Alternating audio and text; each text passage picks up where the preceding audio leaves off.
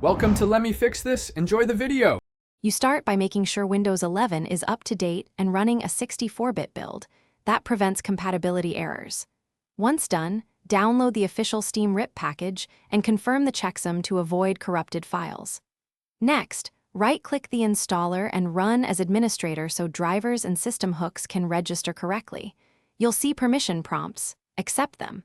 After installation begins, watch the progress and note any optional components so you can include only what you need.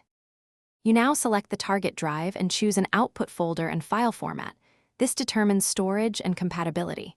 Then configure RIP settings, decide between faster throughput or higher fidelity, and set queue priorities if ripping multiple files.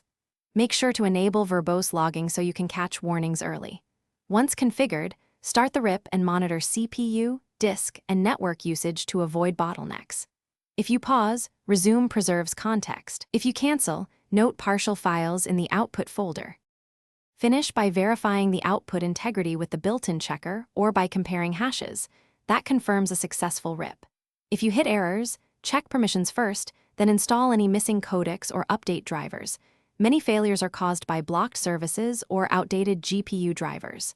Make sure antivirus isn't quarantining files. Once good, move files to a backup location and clean temporary folders to reclaim space.